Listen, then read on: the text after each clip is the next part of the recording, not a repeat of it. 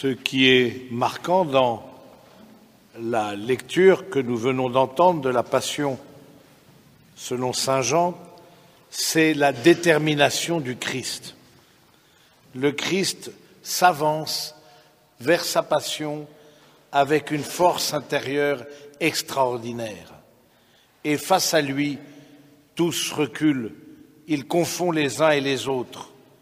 Ça commence déjà au tout départ avec les gardes qui le cherchent et qui, lorsqu'il dit qu'il est bien celui qu'il cherche, eh bien, il tombe à terre. Et ensuite, ça continue avec Pilate qui ne sait pas quoi faire de Jésus, et puis les Juifs entre eux, le grand prêtre, le Sanhédrin, il y a des choses contradictoires. Le serviteur du grand prêtre ne sait que répondre à ce que dit Jésus. Si j'ai fait quelque chose de mal, frappe-moi, mais je n'ai rien fait de mal, pourquoi me frappes-tu? Et puis on sent jusqu'au bout que Jésus s'avance et avec un amour fort, met à bas, au fond, ce monde de ténèbres. C'est très beau de méditer sur cette détermination du Christ. Détermination dans son humanité.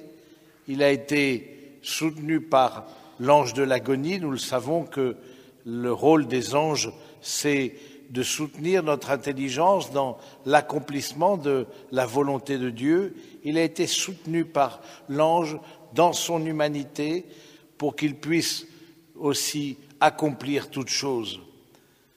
Nous faisons mémoire d'un amour fort en lisant la Passion, d'un amour dont nous sommes capables parce que nous sommes aussi disciples de Jésus, nous nous appuyons sur lui, il a ouvert le chemin, il est le bon pasteur alors que, comme nous l'avons entendu dans les lectures, nous étions des brebis errantes, chacun allait de son côté, chacun était perdu, il a rassemblé dans l'unité les enfants de Dieu dispersés. Oui, cet amour fort dont nous sommes rendus capables par le baptême, eh bien, nous voulons en témoigner chaque fois que nous devons aussi affronter l'épreuve. C'est une grâce qui nous est faite. Nous nous appuyons sur la passion du Christ, lui qui a ouvert le chemin. Nous voulons, à travers cet amour fort et cette persévérance, cette décision, redire que l'amour est vainqueur sur la mort.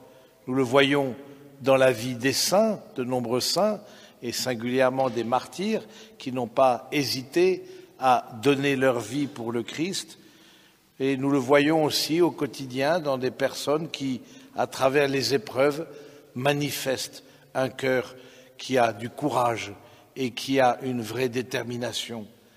Alors on va demander au Seigneur cette grâce en ce soir, nous qui sommes parfois un peu fléchissants, nous qui ne savons pas vraiment est-ce qu'il faut continuer ou aller, et parfois nos vies sont un peu comme ça, on va demander cette grâce de la magnanimité, d'une âme grande. Une âme grande, c'est-à-dire une âme qui ne regarde pas à la dépense, qui a dans le cœur et dans les yeux la finalité. Jésus a dans le cœur et dans les yeux la finalité de sauver l'humanité, c'est la volonté du Père. Et plus on a à présent dans notre cœur ce pourquoi nous donnons notre vie, plus ce don de la vie est radical et puissant. Demandons au Seigneur cette grâce que Jésus nous a méritée. Invoquons la Vierge Marie qui, elle aussi, a accompagné tout au long de ce chemin de croix le Christ, qui l'a soutenu.